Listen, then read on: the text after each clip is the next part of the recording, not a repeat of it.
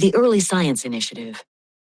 Unleashing the power of science in early childhood through connected experiences. Presented by Dr. Daryl Greenfield and Dr. Alika Sharifnia. Good afternoon. I'm Daryl Greenfield, a professor of psychology and pediatrics at the University of Miami in Coral Gables, Florida. Hi, everyone. My name is Alika Sharifnia. I'm a postdoctoral research fellow at the Marsico Institute for Early Learning at the University of Denver, and formerly was Daryl Greenfield's graduate student. So this afternoon, we're going to share with you information on our Early Science Initiative, using that to unleash the power of science in early childhood through connected experiences. So young children are born to learn, and they do so much like scientists. They wonder, investigate, and think critically about their world. They are driven by an inner curiosity to understand and to do so boldly and joyfully. This is powerful learning. Our mission is to help the adults in children's lives reimagine them as scientists. When we do this, we're able to support learning across multiple domains, including language, approaches to learning, math, executive function, and social emotional learning. Furthermore, when we engage children as scientists, we are able to support their development of critical 21st century thinking skills, critical thinking, creativity, collaboration, and communication. These are skills that will allow them to solve the unknown problems of tomorrow. In classrooms, researchers have also found science to support teachers' engagement and effective teaching strategies. If you notice in this graph, class scores for instructional support, which is the area that's most difficult to achieve high scores, is highest when teachers are doing science as compared to other content areas. And we also have found that science can strengthen relationships between school and home. And these are bidirectional. Not only does the school send information home, but the homes provide information on their context and the culture so that a lot of what's happening in the classroom becomes highly relevant to the children. The way we do this is through the Early Science Initiative, Unleashing the Power of Science through the Early Science Initiative, which is an equity-based, inquiry-driven system of embedded professional learning and family engagement. We are not a canned curriculum or a series of scripted lessons. Instead, we invest in our educational leaders, teachers, and families. We build their understanding of how their unique cultures, contexts, and lived experiences influence their children's learning through online learning modules, communication, communities of practice, on-site trainings, ongoing reflective planning, and family science events. We do all of this to provide provisions to support knowledge building, support to transfer of knowledge to practice, and ongoing opportunities to reflect collaboratively. We have the adults, our teachers, families, and education leaders use science as a driver of high-quality learning, providing children with relevant and meaningful hands-on and minds-on experiences that promote learning across domains. We utilize our early science framework, an adaptation of the K-12 framework for science education, as our lens for seeing science within daily routines and typical experiences. This framework consists of three interrelated and connected dimensions. The first we can think of is what children are interested in. These are the disciplinary core ideas of science content like life science, physical science, earth and space science, and engineering and technology. Next, we can think about what the children are going to do to answer the questions they are interested in. These are the scientific practices, the behaviors that children engage in to explore and develop knowledge. And then finally, as children are exploring, they're asking questions. They're trying to understand. These understandings are cross-cutting concepts. They're the big ideas that emerge and generalize across context, creating a coherent worldview. We're going to briefly show you what these are. So the science practices, the behaviors that children engage in to explore and develop knowledge, the doing of science, things like observing and describing, asking questions, defining problems, making predictions around investigations that you plan and carry out, using math to be a bit more precise in measurement, documenting and analyzing, interpreting data, using models to help design the questions and the investigations, constructing explanations, designing solutions, learning how to communicate information to others. They're the cross-cutting concepts, the thinking part of the system, the big ideas that help children connect knowledge from various experiences to draw conclusions and create a coherent view of the world. And these not only cut across all the science content areas, but they're ubiquitous to being a human on our planet. Patterns are everywhere. Cause and effect relationships, scale, proportion, and quantity, a small amount of water in a little bucket, in the sink, in the bathtub, in the swimming pool, in a lake, and so forth. Systems and system models, even in the classrooms, a home is a system where the individuals work collaboratively to make things run smoothly. Structure and function, the whole idea that you can really understand what something does, its function, by looking at its structure. Stability and change, what happens when we take dry flour and mix in water or add some food coloring. And then energy and matter, the puddles that children love to jump in after a rain. The sun comes out. Where does the puddle go? How did it disappear? What happened to it?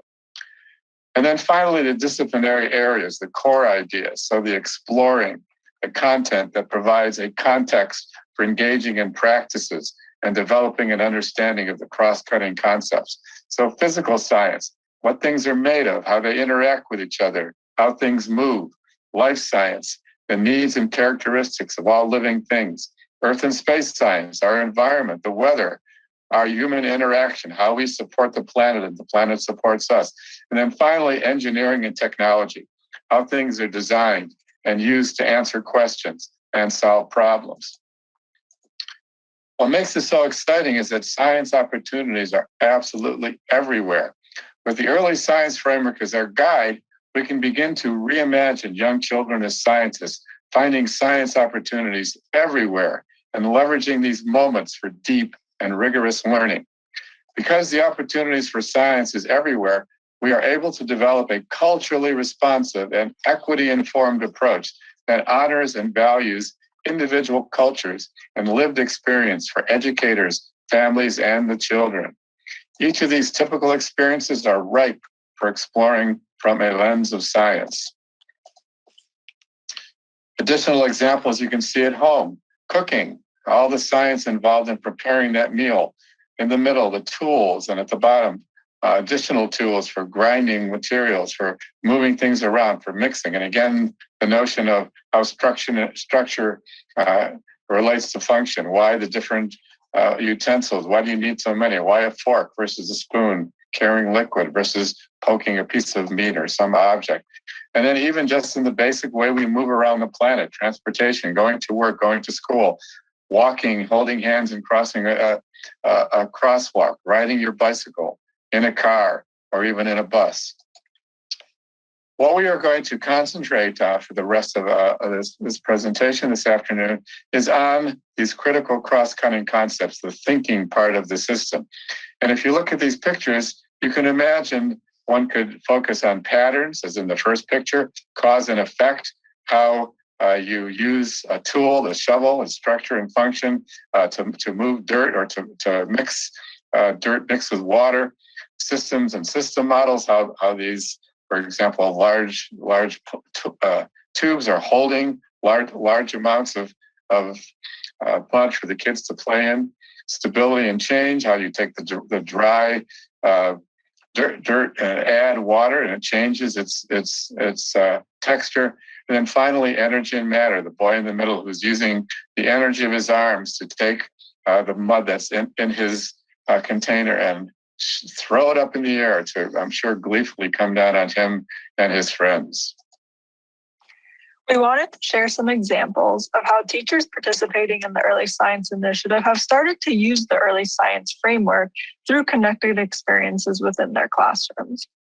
So for our first example here, this teacher explored the cross-cutting concept of cause and effect with her infants through 3 different contexts. So they first explored with a bubbles activity, and the teacher used really rich language to highlight the cause and effect that happened when they touched the bubble, caused it to pop. She then extended this understanding of cause and effect to mealtime as they observed what happened to the cereal when they added milk. And then lastly, as you can see on the right-hand side, she explored cause and effect with her infants through outdoor play and labeled for children what happened when she dropped the ball. Dropping the ball caused it to bounce, which we will see in this video example. You want to feel it? Feel it. Is it kind of squishy? You want to feel it? Kind of squishy, huh? Ooh, let's see. You want to feel it too, Mira? Feel this ball. Ooh, it's kind of squishy. I wonder what's going to happen if you drop it. You try dropping it? Do you think it's going to roll or will it bounce? I predict it's going to bounce. Should we see? Let's see. You ready? Oh! What happened? Did it bounce? Let's try again. You ready? Bounce! Good. Dropping the ball caused it to bounce. You want to try? Try. Oh, it bounced for Jeremiah too. So this was a really nice interaction between the teacher and her infants, and that she was providing for her infants and modeling that language from the Early Science framework to make that cross-cutting concept of cause and effect visible for them. And not only a great way to support their understanding of cause and effect, but also a really nice interaction in modeling, observing, and describing for her young infants as well. In another example, one of our preschool teachers explored the cross-cutting concept of cause and effect as well through 3 different contexts. So they first explored with the water table on the left-hand side by seeing what happened to the water when they added the blue paint. So adding the blue paint to the water caused the color to change. She then extended this understanding of cause and effect during mealtime as they observed what happened when they added water and flour while making arepas, which, if you're not familiar with what arepas are, they're like stuffed cornmeal cakes. And something really unique and interesting about this mealtime context is that this is from one of our Miami classrooms, and the school serves many Latino children and families from a variety of countries. And so many of the children are familiar with eating arepas at home or their families making arepas at home. So the teacher pulled on this cultural context as she supported their understanding of cause and effect for a really rich experience that capitalizes on children's home knowledge. And then lastly, on the right-hand side, you see that the teacher explored cause and effect with her preschoolers through building towers and labeling for children what happened when the little girl blew on the tower of cups. And again, we have another video example here of the teacher engaging and making arepas with her children and labeling. So what are we making here? What are we making?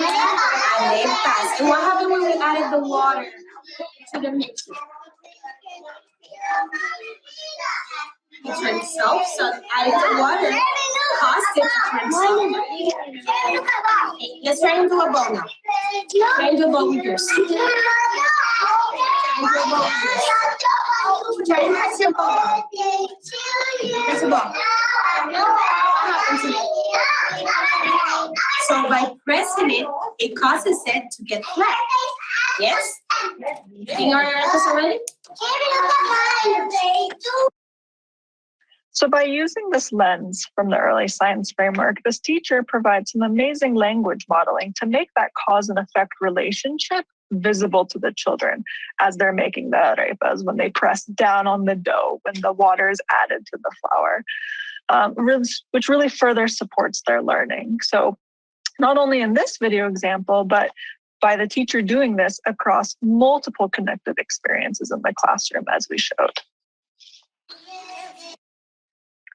So thank you everyone so much. We are very excited to answer any questions or comments you may have. And if you're ready to unleash the power of science at your school, you can find more information about our Early Science Initiative program at our website here, earlyscienceinitiative.org. Or please feel free to reach out to our team at the email address below, earlyscienceinitiative@miami.edu. Thank you so much. Yes, thank you so much. And we look forward to a follow-up conversation with you. I'm Doug Clements. I'm a white male with dirty blonde hair, and I use the pronouns he, him, and his. And Daryl and Alika, I just love that. I loved your examples. I loved your examples of the specific cross-cutting concepts. Everything was just great. So let's take a look. I hope so we start to get some comments in the chat and questions for you.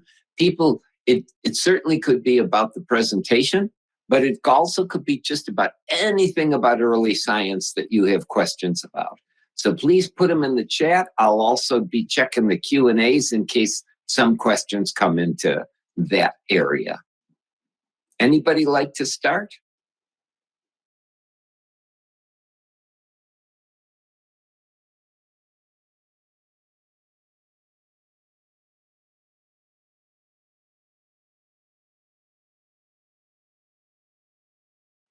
There's a slight delay before we go out and the people get in, so they might be typing, Daryl and Alika. And because of that, can I start? Of course, Doug. You mentioned all ages. What I hear when I go out and talk about math or STEM is, come on, babies really convince me. So how about some more of your delicious examples there for the youngest kids? Do babies really do science? And if so, don't they just do it naturally and we don't have to do anything? So, good afternoon. I'm Daryl Greenfield. I am wearing a blue shirt with a science tie, which you can see it's got turtles and fish on it. I have gray hair. I'm wearing headphones and glasses. My pronouns are he, him, and his. So, Doug, yes, if you think about how we want to maximize learning in humans in general, the basic idea is to choose a topic that the individual is curious about, is intrinsically motivated in learning, and can do it both in an engaging and a thoughtful way, so they can interact with materials and at the same time they can think about what they're doing. And if you really ask seriously the question, what are babies interested in? They want to understand the world in which they've just been born into. Like, who are the people, the plants, the animals, the life science? What are the objects around me that I begin to engage with? At some point, like, what's the planet? Like, where's raining come from? The sun, the stars, and so forth, as well as the technology. When you go to an intersection, there's a ramp with little sort of bubbles on it to sort of, why is that there? There's a pattern that you can learn about how the light changes color, always going from green to yellow to red. A crosswalk has a pattern that you have to stay in that pattern to stay safe. So those are the things that they're very interested in. And you're correct in the sense that babies have a natural curiosity and a natural interest in exploring their world. But it's really critical that the adults in their lives see them as scientists and engineers and support and scaffold them and sort of keep them when they get frustrated with a particular task, to scaffold, not tell them the answer, but sort of help them. And here's a simple example. A baby is sitting at his or her high chair having breakfast and learning to eat with a spoon. So there's a little bit of cereal mixed in with milk, and the baby takes a few bites with a spoon and then looks at the spoon and then drops it off the high chair. And it's on a floor that's a solid, so the spoon makes an interesting sound that bounces. And the parent who's sitting with the child gets a bit annoyed, because now the spoon is dirty. You have to pick it up and clean it, and tells his infant, like, remember, this is for eating. It's not playtime. Don't drop the spoon again. Finish your breakfast. And what the infant will do is like, I just made something interesting happen. I dropped the spoon. It fell. I caused it to fall. It hit the ground. It made an interesting sound. It bounced. I wonder if we'll do that again. I need to replicate as a scientist. So the baby, from his or her lens of science, is acting as a scientist, whereas the parent, without sort of seeing the baby as a scientist, is like, okay, you're defying me. I'm going to take this away. Whereas what the adult can do is like, okay, you dropped the spoon. What else do you have on the table? Here, there's a napkin. Well, what do you think will happen if you drop the napkin? Well, it'll do the same thing. Will it fall in the same way? Will it make a sound? So yes, there's that natural curiosity, but it's critical that adults see infants as well as toddlers and preschoolers as emerging scientists and engineers. They're naturally curious. So like, you talked about in your presentation earlier, and Julie talked about, it's critical, to watch them and observe, because in reality, they may start out just interacting with some object that's in their reach, but they quickly become intentional. They want to know, what is this? They want to know, like from a structure-function relationship, what does it do? And then from a perspective of their own agency, they want to know, what can I do with it? Right? So a lot of that can be self-initiated, but it's critical that the adults see them as scientists and engineers and support them when they get frustrated, and continue to provide them with the experiences that, as you say, where are they and what comes next, and how do we think about extending them along their trajectories. That's great. Alika, anything to add about the babies piece? And then we have at least 3 more questions already. I mean, what Daryl said pretty much says it all. I think, babies are just so curious. I mean, if you look at that example video that we showed, right? That teacher had a nice provocation with a ball, right? Babies, they're so interested in just new objects, right? They're interested in that ball. And that teacher saw that as an opportunity, right? To really provide that language, right? And we know that language is so important, and just having that exposure, I think, is just so important for our young infants. Okay. Patricia asked, do you have a resource for language to use in these experiences? I assume she means kind of the emphasis on vocabulary type language. Vocabulary is a great question. Vocabulary is critical. And as we know, in terms of children's language development, it's really important for them to hear language when they're infants. And the ability to produce language, is preceded by their ability to understand it. So hearing language is critical. And what is the most critical kind of language that infants and toddlers can hear? It's the language of what they're doing. So if you take the child's interest and sort of see what question are they trying to answer, what problem are they trying to solve, what are they doing with the objects, and then provide a language that maps their sensations and their actions. And again, as you and Julie pointed out, the critical aspect of using their senses. You had some videos of kids with disabilities. Those kids were using their senses. So again, it's a matter of observing and then describing the relationship between their actions and the language. Like the teacher said, as the kids were squeezing that ball, it's squishy. Some balls are hard. That particular ball was squishy.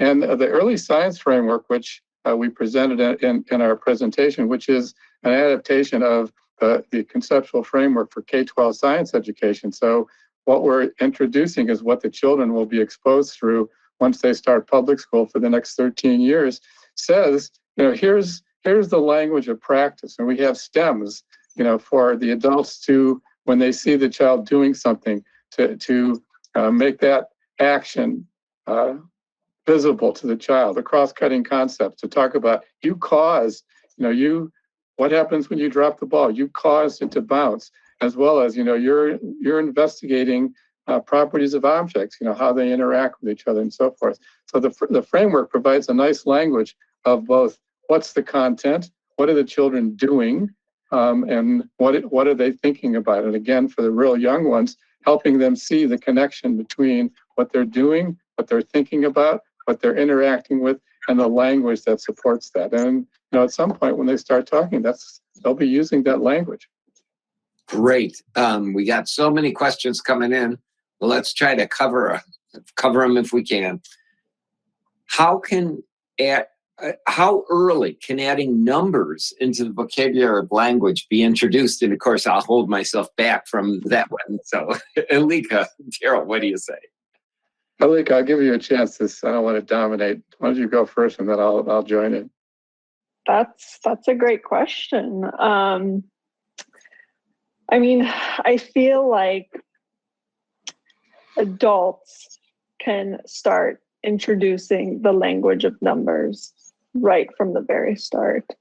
And again, I think that just having that language exposure is so important. And I apologize, I forgot to describe myself before I started, but my name is Alika Sharifnia. I'm a female with long black hair and brown eyes. I'm wearing a green shirt with flowers on it, and my pronouns are she, her, and hers.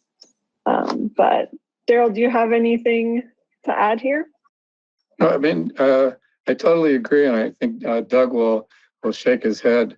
That it's important, even before children are able to understand concepts, for them to be introduced to them and hear the language around them, because those sort of kind of prerequisites are going to help when they're actually able to do that. So I've got 3 grandchildren, all under two of them are 2, one's 5. The 5-year-old's very advanced, but there's a 2-year-old that lives in Miami, and I see her on a regular basis, and we count stuff together. She clearly is not ready to totally do one-to-one correspondence, although she knows 1 and 2. She tells me when she has 1 of something, have 2 of something. She actually knows, she can distinguish which are numbers and which are letters. So when we're talking about names, she'll give me A, B, C and letters like that. When we're talking about numbers, she'll count for me. She now is going 1, 2, 3, 5, 4, 8, and then 7, 8, 9, 10. So she doesn't have the idea of sort of the one-to-one correspondence or what the order is, but she knows that those are numbers and they're important in some way, and they're quantifying something. And she knows letters are something that are in the book she reads, and they're not the same. They don't mix them up. It's found how early. So there's no time too early. Absolutely. Two comments came in. Marty said, how might this be adapted to support childhood kids with special needs? And that was similar to Megan's comments. Love the discussion she says on intentionally embedded equity inclusion into early science. Could you expand on it? How is science a vehicle for equity? So just to answer the first question, and then Alika, I'll let you go as well.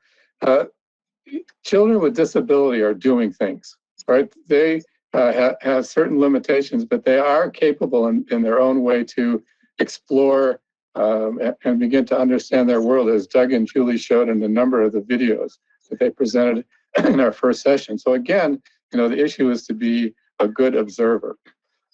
And the way that equity is built into our particular early science initiative system is that, as we pointed out in those 2 slides that showed lots of experience of children doing lots of different things, children are interested in their world, the people, the plants, the animals, the objects in their environment, and the actual environment and the technology.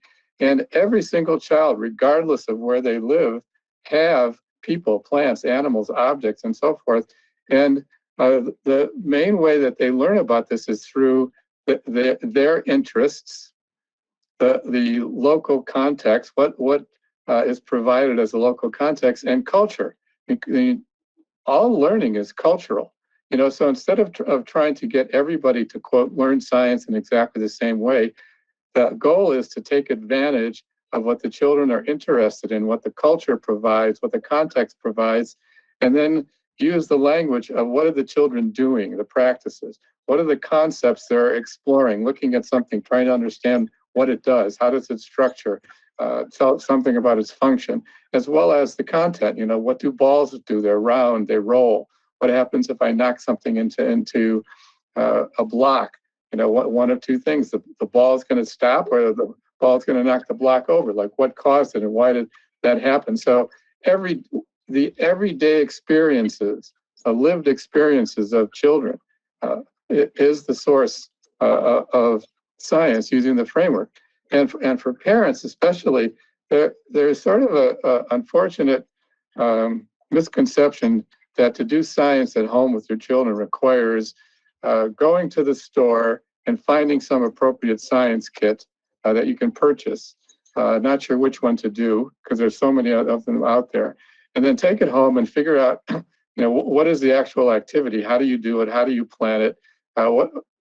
What questions are the children going to ask? I'm not sure that I'll know the answer. There's probably one and only one right way to do this. I'm not sure what that is. It's going to make a mess. It's time consuming. I don't have time for it.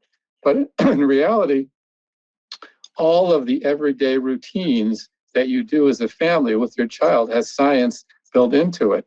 Another quick example, my 5-year-old, when she was 2, was the fussiest eater you could ever imagine. She just, would put healthy food on her plate, peas and vegetables. She just wanted to lick butter, and eat something that was not so healthy for her. And what we ended up doing is we bought a chair that she could climb into that was safe on 3 sides, and she could be up at the height of my son, who got home early. He was the first one home because both he and my daughter-in-law work, and he would prepare dinner, and we'd get her involved in preparing dinner. So initially, it was very simple things like, take the flour, feel it. What does it tell us what a feel looks like? We're going to hear some white stuff. What is this? It's sugar. How do you know that? It's white. Well, maybe it's salt. How can you tell? I have to taste it. So he puts it in her mouth. Oh, it's salty. It's not sugar. Mix it in with the flour. What happened? It's gone. How do you know? I can't see it. Well, put your finger in there, touch it. She feels, oh, it's still there. Then you add water, right? And then it changes, and she's mixing it. So initially, she's just doing simple mixing. Then she started measuring, now we're at the point, like she's in charge of deciding, we're having pancakes for breakfast today, and these are going to be the ingredients. And very early on, she would say to her mom, "Mommy, I made that. You have to try that." So she went from this very, very fussy eater to, anything she made, not only she had to eat it, but Mom, you have to try this. I made this. You have to try this. So putting the kid, get up in the morning, the routine of having breakfast, brushing your teeth, going to sleep. All of these have science built into them. So it's a matter of taking advantage of the daily routines that happen in your family, and the culture will dictate those, and using those as opportunities to help the child see themselves as scientists and engage them in the language of science. So they become excited, and they love. They love getting attention from adults. And it's attention and something that's a learning experience for them. Here's an interesting specific one. Alika, are preschoolers more open to learning when they see the cause and effect results they expect, or when the results are different when they expect, which is often a research technique to try to see how early they learn science concepts? So it's an interesting question. Yeah, that is a great question.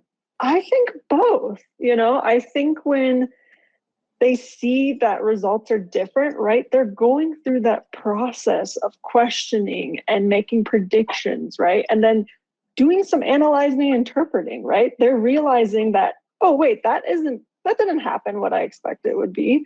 And then they try it again, right? So I think preschoolers are learning in both situations. And I honestly, I love cause and effect. I love exploring cause and effect with young children. I think it's, as you can see, you can support it as young as infants and as they grow up.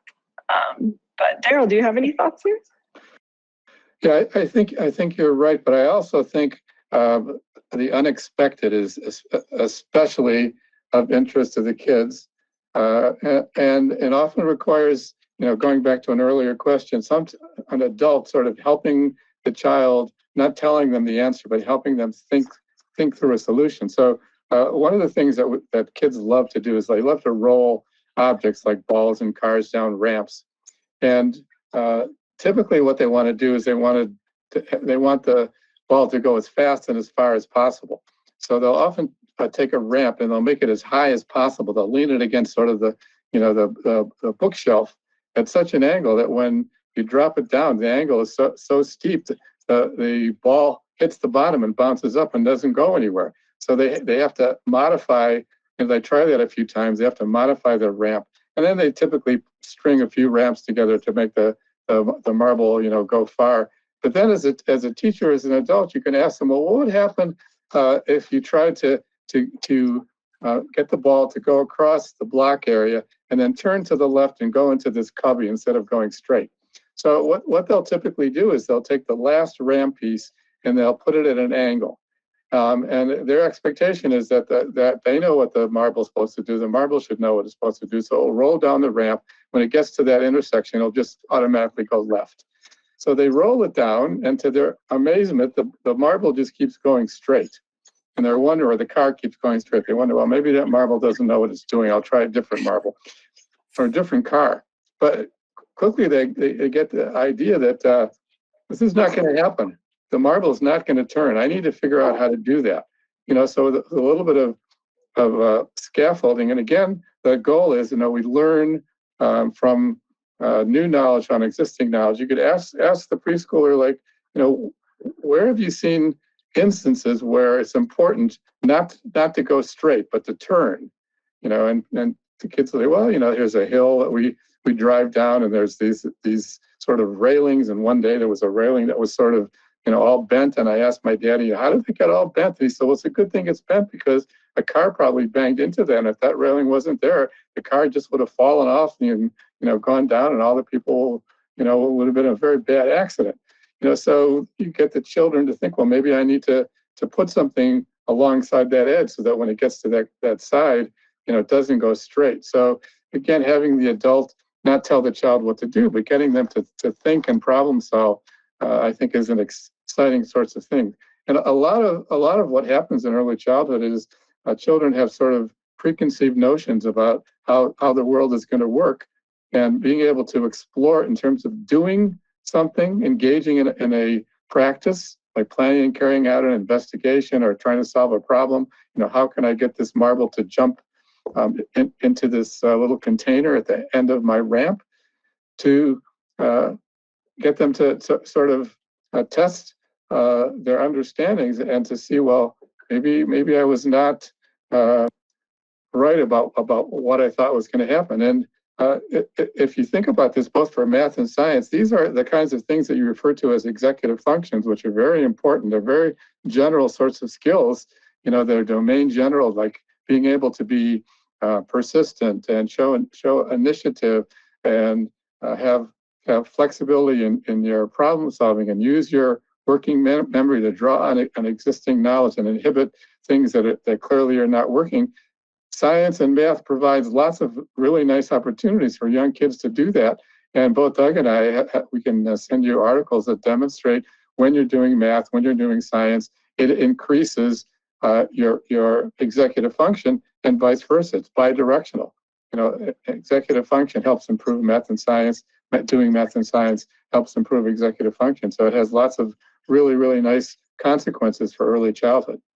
So we're almost out of time. Let me share a few things that people were saying, and then maybe we can take one or two more questions quickly. But Jessica says she loves kitchen science, things we do every day in our home.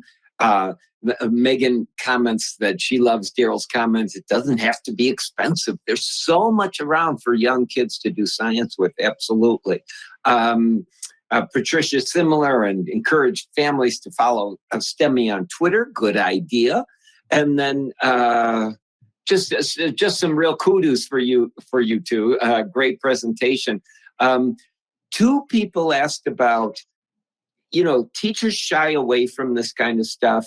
What advice would you give those teachers, or what is the best curriculum for 2, 3, and 4-year-olds?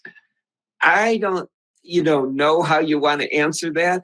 But certainly STEMI, we hope, is a free and growing resource for this kind of stuff that Alika and Daryl and all the people in STEMI are trying to contribute to. We're just beginning to post things on the web, so keep coming back. But go ahead, Alika, and then Daryl, and that might take us to the end. Yeah, I think that was a great question. That teachers do seem to shy away from science, and I think by reframing science and seeing that there's already science already happening in the classroom, the children are engaged, the teachers are engaged, and reframing that to see that as science opportunities, just as Daryl mentioned, there's already so much happening in the classroom. There's so much happening in the community, outside, that is science, and kids are really interested in it. And it just takes the adults in children's lives to reframe that and provide that language in those typical interactions and routines, right? Walking to school, washing your hands in the morning, brushing your teeth, eating. There's so much science in those opportunities and interactions. What we typically do as part of our early science initiative, and you can go to our website, we have a lot of free resources that are there to look at, but teachers and families find change difficult. So to try to say, abandon this particular curriculum and do something different, is not an easy thing to do. And what we typically do is when we go to a site where we do on-site training, which is on hold, but hopefully that will end soon, is we actually just videotape. We ask, can we come in the classroom, see what the kids are doing some videotaping of what's happening. And then what we do is we watch the videotapes of these teachers' classrooms and we back map it onto the framework. What practices do you see the children engaged in? What cross-cutting concepts are they trying to understand? What content are they learning? And as a consequence, the teachers see, as Alika is pointing out, the kids are doing science. It's not that you have to change what's happening in the classroom. You just need to see it and support it. And that helps teachers a lot because they feel someone's not making me do something different. I can take advantage of my children's interests, the context, the cultural influences that are there, and use that to help me see science and help my children see themselves as scientists and engineers. You couldn't end on a better note, and we're out of time. Thank you, Alika. Thank you, Daryl. Wonderful information and presentation. John, back to you.